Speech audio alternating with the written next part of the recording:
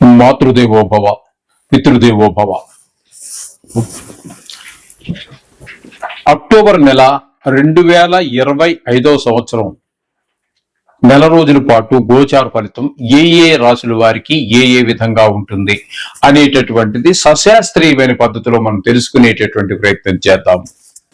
ఈ నెలలో ముఖ్యమైనటువంటి కొన్ని పండగలు, ముఖ్యమైనటువంటి ఇంపార్టెంట్ అయినటువంటి పండగలు, ఫెస్టివల్స్ అనండి, చాలా పవిత్రమైనటువంటి రోజులుగా మనం చెప్పుకోవాల్సినటువంటివి.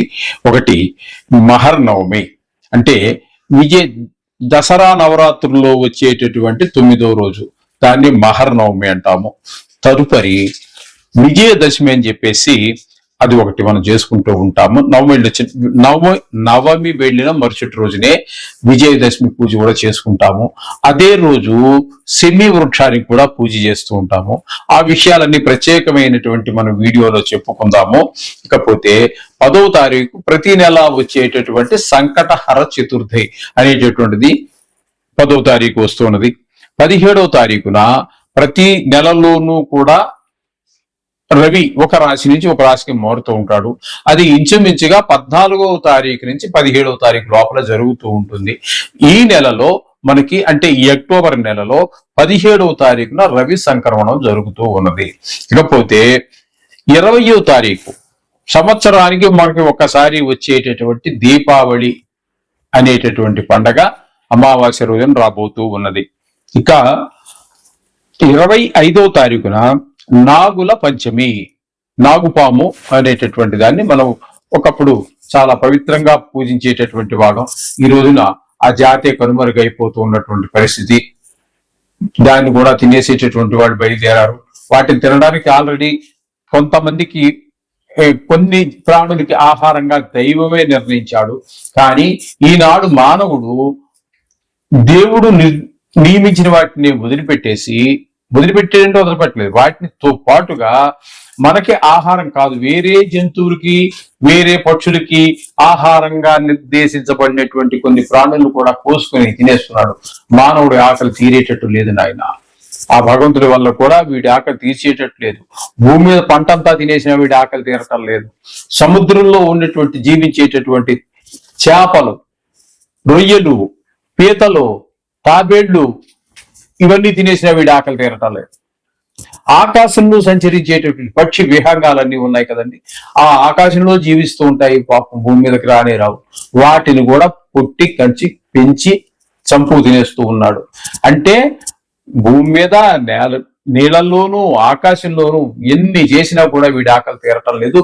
ఇది తీరేటటువంటి దారి కూడా లేదండి ఇవి తీరటానికి. ఎంత ఆకలి మానవుడికి. ఈ విధంగా మొత్తం మీద ఒకప్పుడు మనం నాగుపాము అనేటటువంటి వాటిని కూడా మన దగ్గర పూజలు అందుకున్నటువంటివి, వాటిని కూడా ఈ రోజున మహా దౌర్జన్యంగా చంపేసి తినేస్తూ ఉన్నారు. గోమాతల్ని చంపుకు తినేస్తూ ఉన్నారు. అక్కడ ప్రతి ప్రాణిలోనూ సర్వాంతర్యామని చెప్పుకుంటున్నామే, ఆ దయ, జాలి, ఆ గుణం ఏవైపు అర్థం కాదు. ఈ విధంగా మొత్తం మీద ఏదైతే గాని ఈ నెలలో ఇవన్నీ కూడా ముఖ్యమైనటువంటి పండుగలుగా వస్తున్నాయి. మిథున రాశి వారికి అక్టోబర్ నెల 2025 సంవత్సరం గోచార ఫలితాలు ఏ విధంగా ఉన్నాయో తెలుసుకునేటువంటి ప్రయత్నం చేద్దాము. జన్మంలోనే గురువు 18 రోజుల పాటు సంచారం చేస్తున్నారు. అలాగే జన్మంలో గురువు గోచార రీత్యా ఏ విధమైన శుభ ఫలితములను ఇవ్వజాలడు. మన యొక్క ప్రవర్తన బాగుండదు, మన ఆలోచన బాగుండదు. ఈ విధమైనటువంటి ఇంకా చాలా విషయాలు మనకు తెలియజేస్తుంది. కానీ లగ్నం అనేటటువంటిది ఇక్కడ గురువు వల్ల మనకు వచ్చేటటువంటి మన ప్రవర్తనలో కొంచెం తేడా ఉండటం, ఈ విధమైనటువంటి ఫలితాలు మాత్రమే మనం చెప్పుకోవాల్సి ఉంటుంది. ఇకపోతే ద్వితీయ స్థానంలో, అంటే అతిచారం వలన గురువు, నవగ్రహాలలో గురువు ఒక్కడికే అతిచారం అనేటటువంటి ఉంటుంది. అదే అంటే ఉండవలసిన సమయం కంటే ముందుగానే మరొక ముందు రాశిలోనికి వెళ్ళటాన్ని అతిచారము అంటారు. మళ్ళీ కొద్ది రోజులు పోయాక మళ్ళీ వెనక్కి వచ్చేస్తాడు, ఆయన స్థానంలోకి ఆయన వచ్చేస్తాడు. ఈ అతిచారం అనేటటువంటిది నవగ్రహాల్లో గురువు ఒక్కడికే నిర్దేశించబడి ఉన్నది. కాబట్టి ఈయన అతిచారంతో ద్వితీయ స్థానంలో 13 రోజుల పాటు సంచారం చేస్తున్నారు. ఈ 13 రోజులు కూడా మీకు గురువు శుభ ఫలితాలు ఇస్తాడు.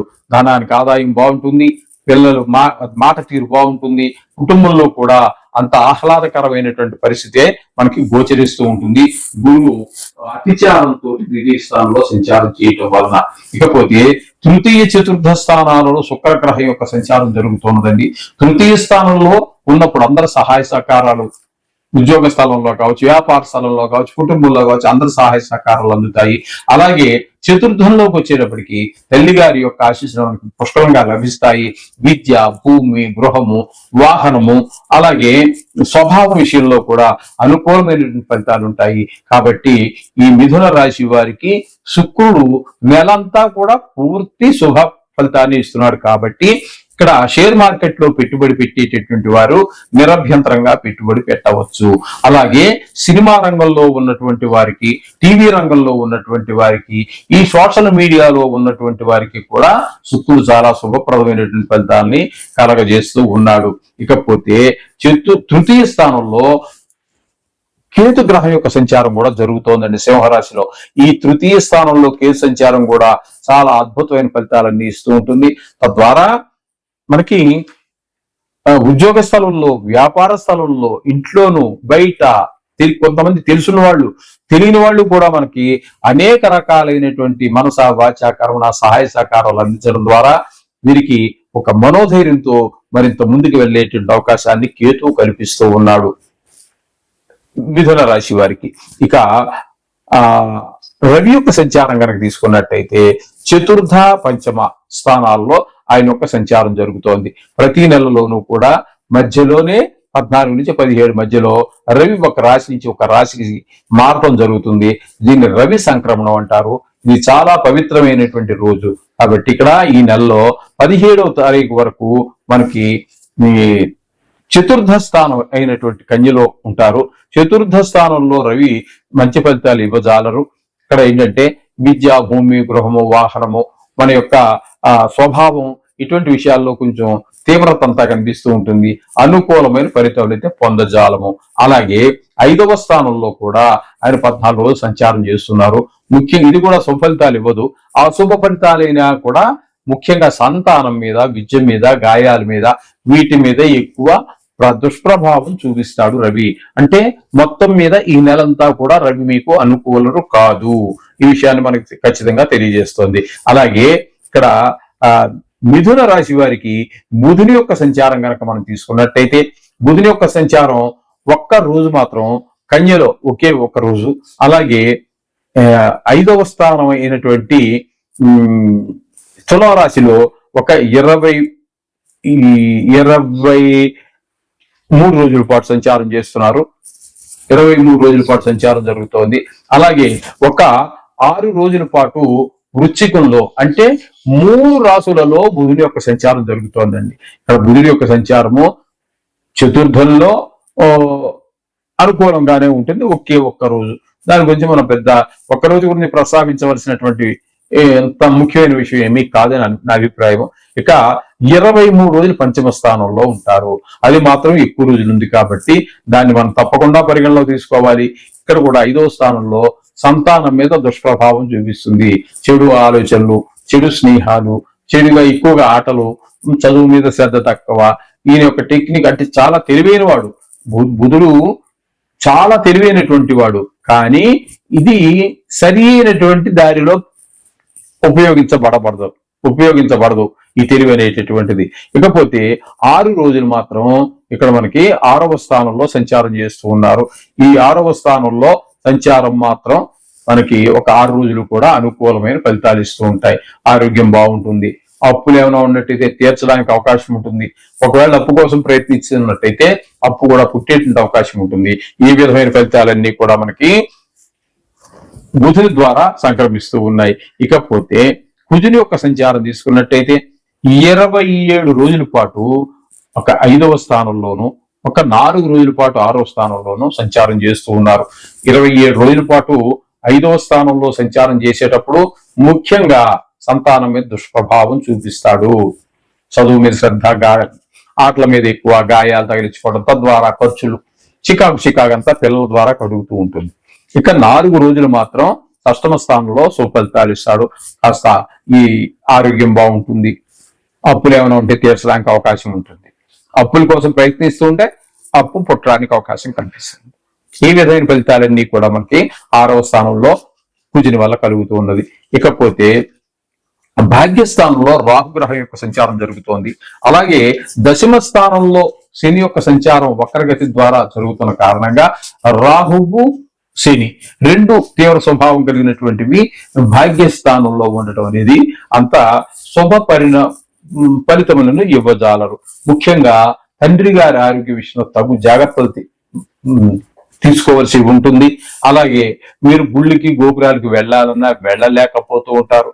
కానీ వెళితే చాలా మంచిది. కాస్త ఇంట్లో పరిస్థితులు సర్దుకునే అవకాశం ఉంది. భాగ్యం అంటే ఏంటండి? భాగ్యం భాగ్యస్థానం అవుతుంది. ఐదవ స్థానం మనకి పూర్వపుణ్యం అంటాము, సంతానం అంటాము. దానికి భావాద్భావం అనేటప్పటికీ 5వ స్థానం నుంచి మళ్ళీ 5వ స్థానం లెక్క పెట్టుకుంటే దాన్ని భాగ్యస్థానం అంటాము.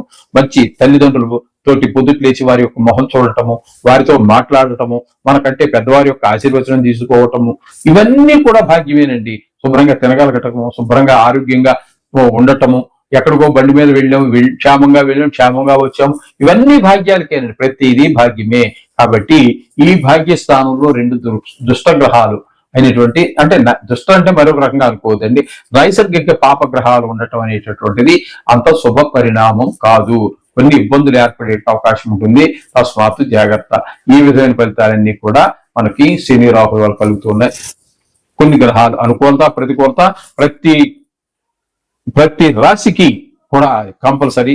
కాబట్టి ఏ గ్రహాల యొక్క అనుకూలత లేదో ఆయా విషయాల్లో తగు జాగ్రత్త తీసుకుంటూనే దేవుని దగ్గర 1-2-3 నిమిషాలు ఈ నవగ్రహాలకి గుడికి వెళ్ళి నవగ్రహ ప్రదర్శన చేసినా సరే, ఇంట్లో కూర్చుని ప్రార్థన చేసినా సరే, సర్వాంతర్యామి గుడికి వెళ్ళాలి అంటే అక్కడ కొంచెం స్థల మహత్యం ఉంటుంది. దాని గురించి మరలా ఒకసారి చెప్పుకుందాం. ఈ విధమైనటువంటి పరిస్థితులన్నీ కూడా ఉంటాయి. కాబట్టి తగు జాగ్రత్తలు తీసుకోండి. శుభం భూయాత్.